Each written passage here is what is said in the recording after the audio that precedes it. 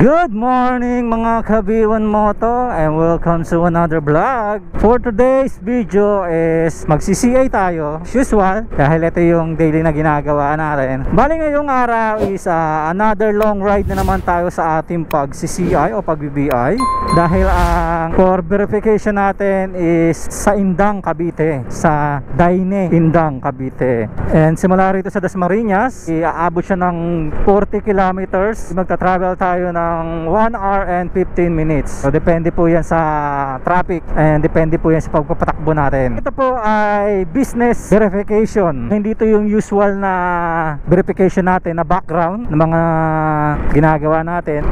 Although mag-background investigation tayo sa subject natin, pero kasi may business din siya, kaya dineclare niya yung business niya, kaya pumasok sa atin yung business verification. Magkaiba po kasi yung background tsaka business investigation. Kaya ang pag-uusapan natin is business verification tayo. Dahil bihira po kasi yung mga ganitong BI o CI o verification. Dahil usually ang ginagawa ko is yung mga background. Pero kung gusto nyo na i-detail natin yung mga background verification, kung gusto nyo ipaliwanag ko sa inyo, pwede naman, comment lang po kayo. As of today, ang pag-uusapan natin is business verification. Kasi sa business verification po, iba po kasi klase ng pagbe-verify ang ginagawa natin dyan. Dahil sa words nga na business, so ang i-confirm natin dyan, ang i-background natin dyan sa barangay ay yung business nya. Titignan natin kung existing yung business, gano'n nakatagal yung business, at ipagtatanong natin yan sa barangay, sa kapitbahay, kung ano ba yung flow, kung malakas ba, kung matagal na. Hihingian natin sila ng mga documents for business like DTI, mga business permit. Dahil nag-declare si client ng business niya, siguro syempre para additional source of income and mataas yung chance na ma-approve sila dun sa auto loan, so nag-declare sila ng business. Bali hihingiin natin, ipipicture natin yung mga documents nila, yung mga permit, business permit, mayor's permit, SEC o ano man yan, basta yung mga permit nila. And then kukunin din natin yung income nila, yung mga details, operation, ilang tao, mga ganon, ilan yung tao nila. Pipicture natin kung paano nag-ooperate. Kaya mas maganda pag mga business na ganyan is bukas na yung shop, kasi pipicture natin yon, yung mga stocks nila. Ganon po yung pag-business verification. And tatanong natin sa barangay kung updated ba yung permit nila, nag-renew ba sila. Ayun po, ganon po yung pag-verify ng business. So hindi tayo magtatanong regarding sa background ng subject, kasi bukod po yon sa background investigation po ginagawa yon. Pero dahil business and background investigation siya, so gagawin natin pares yun. Bilang po ng dalawang account sa amin yon, isang business, isang background, kahit isang tao lang o isang address lang.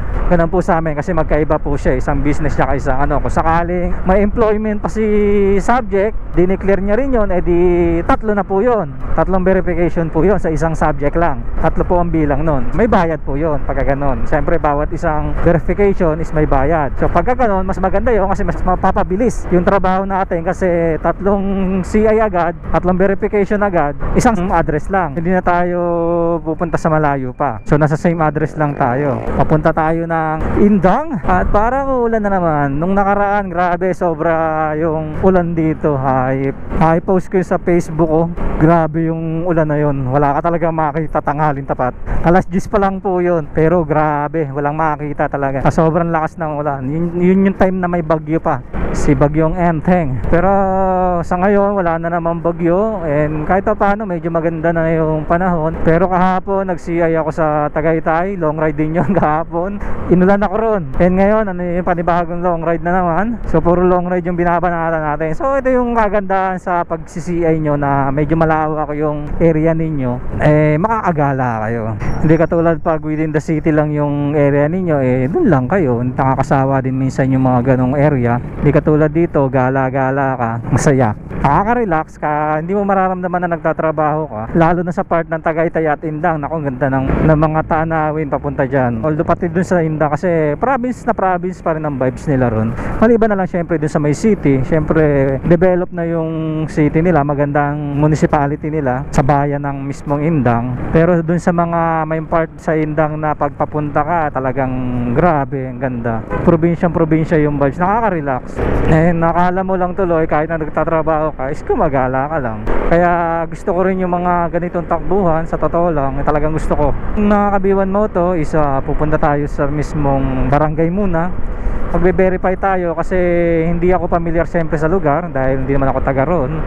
And para maituro sa atin. So yun yung laging unang ginagawa ko. Sa barangay tayo magbe-verify kasi sila yung mga possible na nakakaalam. Possible talaga. Almost 100% sila yung nakakaalam. No? Kung sakaling hindi man nila aalam o hindi man nila kilala yung subject, is magkakapagbigay sila ng idea kung saan tayo banda pupunta. Yun po yung maibibigay nila sa atin. Kasi kung pupunta tayo dun sa may location ni subject at hindi tayo nagbe-verify, mahihirapan po tayo maghanap. Hindi natin alam kung saan tayo pupunta. Matatagalan po tayo sa pag-CI natin o pag-BBI natin dahil po may oras din tayong hinahanap. Bawat CI natin is may accumulated na time frame yan. Tinatawag namin na TAT. So kailangan within that particular time is matapos namin yung CI namin. Pagka ganun is pagsasayang ka lang ng oras mo. Hindi katulad pagka nagbarangay ka na agad. Yun po is yung diskarte ko ha. Ewan ko sa ibang CI pero para sa akin yung pinaka best way na mas convenience para sa akin. So hindi ako madidelay ng madidelay.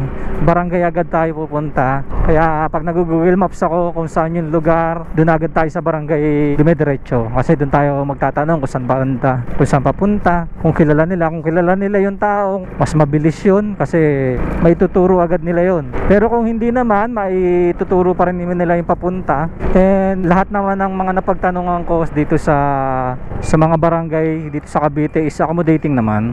Ayan, pares siya ng panahon kahapon. Pag alis ko mainit dito sa Dasma, pero ngayon nasa Silang na ako. Yan, napakadilim ng ulap. Parang ganyan na ganyan yung pumunta ako ng Indang. Pagdating doon ko dun sa bypass ng Indang, grabe, sinalubong ako ng malakas na ulan. Napakadilim. Sana wag naman tayo abutin ng ulan. Kung sakaling umulan, sana wag doon sa may bypass para makasilong tayo.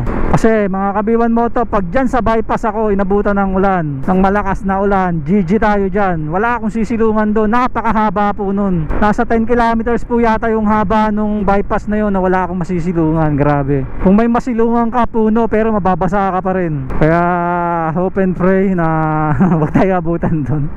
Kahit sa mismong bayan na ng Indang tayo abutan, at least makakahanap tayo masisilungan. Pero pag dun sa bypass, naku, iiyak ako niyan. Uuwi na naman akong basa. Pero syempre, yun lang din yung challenge sa ating trabaho is yung panahon. Syempre yung risk sa kalsada. Pero syempre ito kasi yung trabaho na nakasanayan natin. Ito yung trabaho na gusto natin. Hindi naman tayo nagmumotor dahil ito lang yung alam natin trabaho. Hindi naman sa ganun yun. Dahil ito yung gusto natin. Marami na akong napasukan na nasa office, nasa bahay, work from home. Pero iba talaga yung field hinahanap-hanap ng katawan ko yun Nanghihina ako pag hindi ako nagmumotor. Siguro dahil sobrang tagal ko na nagmumotor, 20 years na ako nagmumotor. And halos araw-araw ako nagmumotor. Kasi yun yung trabaho ko dati, field talaga. Kaya siguro pagka tumambay tayo ng isang linggo sa bahay na hindi tayo nagmumotor, grabe, parang feeling ko nanghihina ako. Napakadilim. Grabe, maambon Huwag naman sana pagdating sa bypass. Although may kapote naman tayo, kasi nung nakaraan kahit may kapote tayo, talagang basang-basa pa rin tayo dahil tumatagos sa kapote kasi sobrang lakas ng ulan talaga. Pagka ganun sigurong kalakas ng ulan, dapat doble yung kapote mo. Yung isang ordinaryong kapote na sinusuot, tsaka yung isang parang pambumbay, dapat yun yung nasa ibabaw para... Kasi kung yung mga Motowolf kasi yung hindi ko naman ini-sponsored yun. Pagka sobrang lakas ng ulan, talagang tumatagos na. Hindi niya na kaya. Grabe. O dahil lang siguro matagal na yung kapote ko na yun. Actually, order na ako ng panibago noon. Hanggang ngayon, hindi ko alam bakit hindi pa dumarating. Napakatagal. Kailangan natin yun dahil tag-ulan na and tagbagyo na. Kaya umorder na tayo. Pero until na wala pa rin yung order natin. Hindi ko alam bakit ganun. 1 week na kasi. Yan mga Kabiwan Moto, nandito na tayo sa may town proper.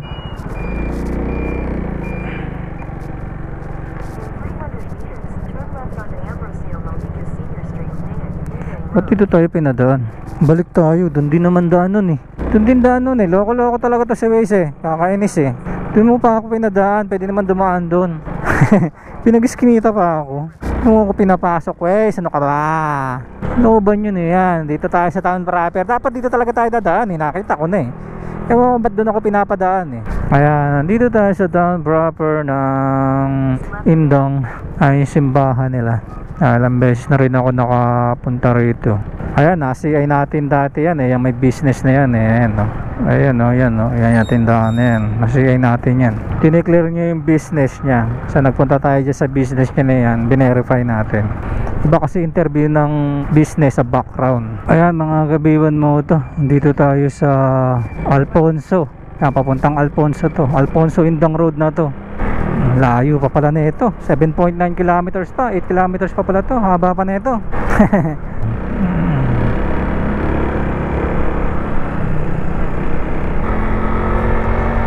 So dahan-dahan lang tayo mga kabiwan mo to. Hindi natin kabisado itong daan. Zigzag road siya. O zigzag nga siya. Bito-bito ko rito. First time ko rito sa part na to nakapunta. First time ko nga ba rito. Hindi ko sure. Uy, kurbada to, siko to. Oh, wow, banking. Banking pre. Banking yun ah. Double yellow lane. Overtake ka ng overtake. Kurbada pa. Ayan, tignan nyo yung tanawin dito mga kabiwa mo to. Grabe, kala mo bundok eh. Lagi bundok nga tong Indang eh. Uy, kurbada oh. Oo nga, nakadaan na ako rito. St. Anthony Falls. Yan, ang ano rito, puro falls eh. Kaso nakakapobya sa mga ganyan, yung mga ilog-ilog. Sa totoo lang, kasi daming nag-viral sa Facebook. Yung mga, dito sa Cavite yun ha, yung iba nangyari dito sa Cavite yun. Yung mga ganyang ilog, tapos biglang umulan sa bundok. Grabe eh. Lumakas yung current ng tubig, tumakas yung tubig sa mga ilog, ginagos yung mga naliligo. Nakakatakot yung ganun. Okay lang sana kung matatanda lang eh. Kung ako lang, walang problema, maliligo ako ron. Pero kung may mga kasama ko, mga anak ko, grabe, hindi ako susugal sa ganun. Nakakatakot talaga yun. Hindi naman sa dinidiscourage ko kayo, pero syempre kung sakaling pupunta kayo sa mga ganun, isipin nyo, yung medyo maganda yung panahon, isang buwan na nag-aaraw, na talagang mainit, na walang chance na pag-ulan. So mga kabiwan mo, sa sobrang layo no CI natin, para naging travel vlog tayo, tapos yung mga sinasabi ko wala nang relate sa content natin, business verification, pero at the end business verification pa rin tayo. Doon pa rin tayo pupunta mga kabiwan mo to, wag kayo mag-alala. Medyo malayo-layo lang, malayo talaga itong binabiyahe ko. And gusto ko kasi pakita sa inyo yung lugar papunta. Napakaganda ng lugar. Kung ADB ang gamit natin dito, sarap. Kasi wala tayo nun eh. Wala sa budget natin, wala pa tayong pambili ng ganun eh. 4 kilometers pa. Malayo pa to ha. Palusong to. Lalim na ito. Lalim nga. Oh, grabe, lalim. Engine brake tayo. Lalim na ito. Sabi na eh, nakadaan na ako rito eh.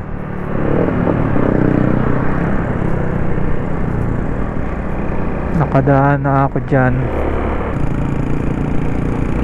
And hindi tayo overtake kasi kurbada. Blind spot siya, wala akong nakikita. Ayan, tapos palusong pa yon. Kaya wag kayo overtake sa mga alanganing hindi nyo nakikita yung overtake. Kaya nyo ha, kung mahal nyo buhay nyo. Ayan, clear. Tsaka tayo overtake pag clear. Ayan, diba?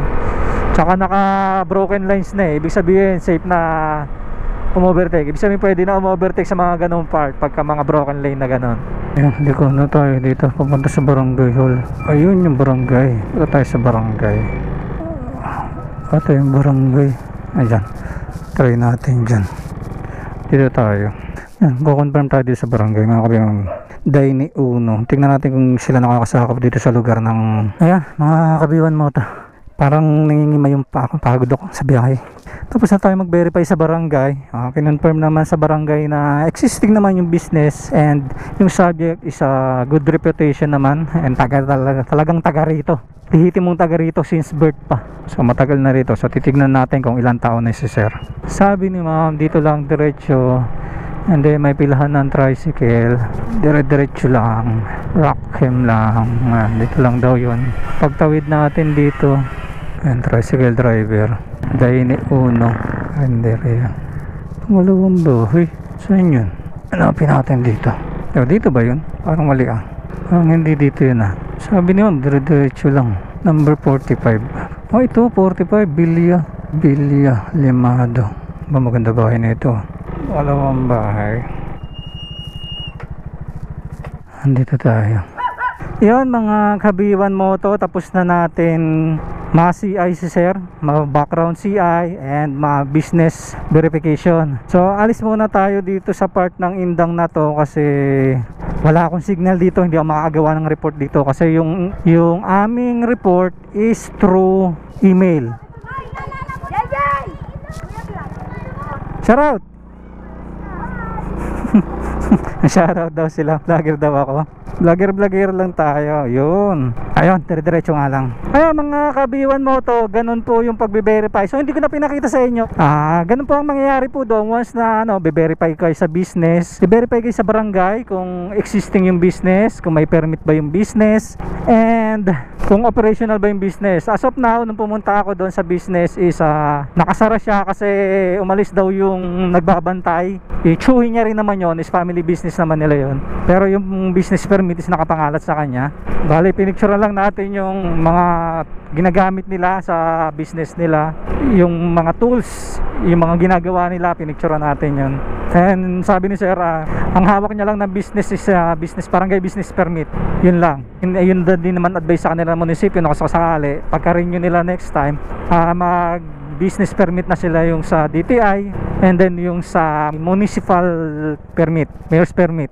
And maganda naman, mabait naman si sir, tsaka lihitin mong tagaro naman si sir, 34 years, and mukhang may kaya naman sila sir.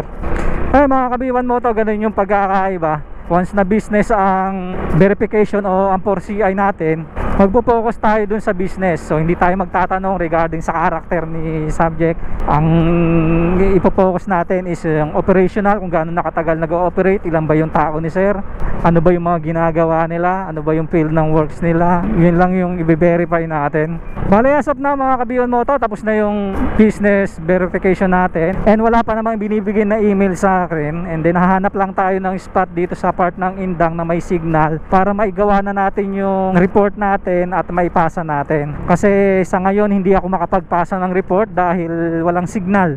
Medyo matataas yung quality ng picture na isi-send natin, so baka mahirapan tayo mag-send. Siguro for now, hanggang dito na lang muna mga kabiwan moto, and sana nagustuhan ninyo ang content natin ngayong araw.